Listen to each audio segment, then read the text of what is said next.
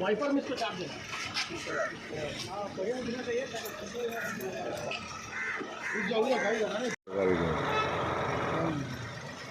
विकसित भारत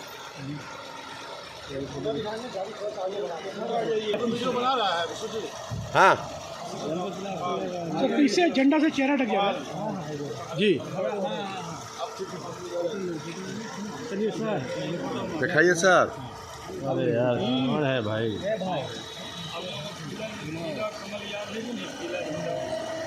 भारत माता की जय, भारत माता की जय, वंदे वंदे।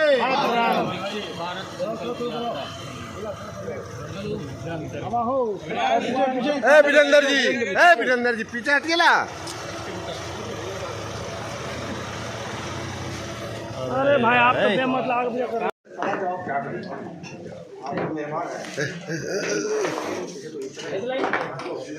कब तक मेहमान रखिएगा। हो गया आपका? एक इंडी गठबंधन का क्या? अरे इंडी गठबंधन भिंडी बन गया है। कुछ नहीं हो रहा है। सरकार करेगी और नाम रखने से क्या होता है? नाम रख लिया इंडिया तो इंडिया हो जाएगा। अपने यहाँ बहादुरगंज में कलेक्टर भाई थे, है कि नहीं? वहीं रहते होंगे। चुनाव भी लड़े थे कलेक्टर। तो यहाँ आएंगे कलेक्टर भाई तो क्या डीएम ऑफिस में सब कुर्सी छोड़ देगा कि भाई बैठिए आप कलेक्टर हैं? तो नाम ऐसे ही है, जैसे कलेक्टर भाई का नाम कलेक्टर है, वैसे ही इस गठबंधन का नाम इंडिया रख लिया। तो उससे क्या होने वाला है? सर नीतीश कुमार जी का अचानक बोल बदल गया, कभी महिलाओं को कभी दलितों को अपमानित गया ना, करना। उसको तो बोल ही दिया सर सर किशनगंज जो लोकसभा चुनाव है, यहाँ पर चुनाव के वक्त इस्लाम खतरे में आ जाता है, उसको कैसे रोक पाएंगे आप? जो इस्लाम के मानने वाले हैं, जो ये बोलते हैं इस्लाम खतरे में, वो इस्लाम के असूल पे चलते ही नहीं है। तो ये भटके हुए लोगों का बयान है। इस्लाम चुनाव की वजह से कभी खतरे में आ सकता है?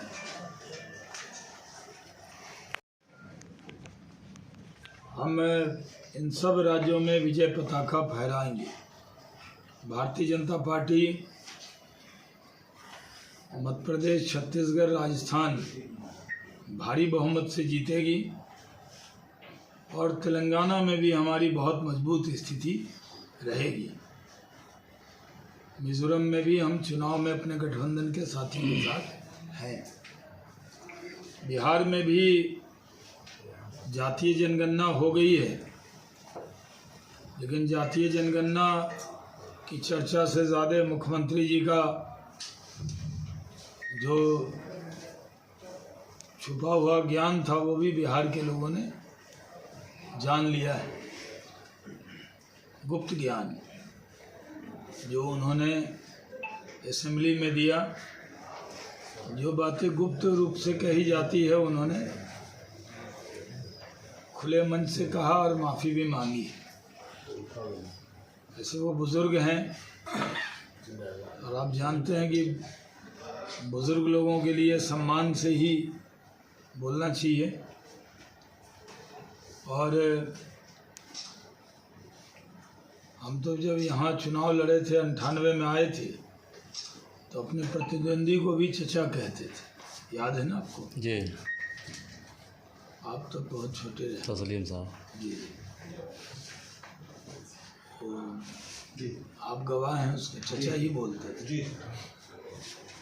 तो जातीय जनगणना का पूरी तरह हम लोगों ने सपोर्ट किया है। आरक्षण का भी हमने सपोर्ट किया है।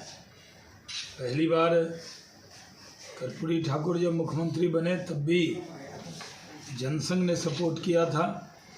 लालू यादव जब पहली बार मुख्यमंत्री बने तो बीजेपी के सहयोग से ही बने थे। और नीतीश कुमार जी को तो बीजेपी ने ही मुख्यमंत्री बनाया, नहीं तो कभी भी उनकी संख्या उतनी नहीं थी कि वो मुख्यमंत्री बन सके। यहाँ पे हम लोग लोकसभा के चुनाव की भी तैयारी अभी से भारतीय जनता पार्टी कर रही है। पिछली बार सीमांचल की 4 सीटों में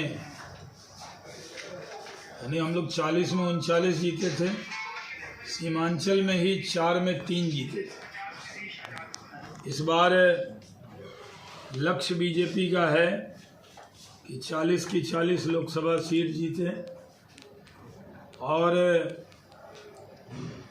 सीमांचल की सीट 4 की 4 सीट भारतीय जनता पार्टी के झोली में जाए। इसके लिए हमारे तरफ से तैयारी हमारी पार्टी कर रही है और हम सब एक बार कमल खिला था किशनगंज में,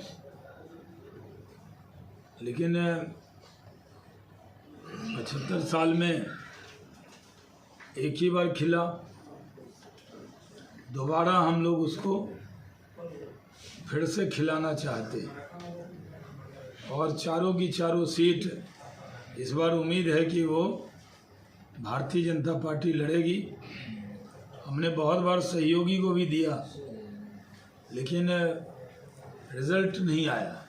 हम नहीं जीते तो हमारे हरा झंडा लगा के भी लड़ने वाले नहीं जीते।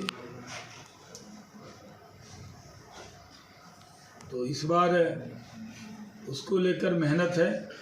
हम लोगों ने प्रधानमंत्री जी को वचन दिया है कि पिछली बार 39 जीते थे, इस बार 40 जीतेंगे। तो आप सुनते ही होंगे आप लोग।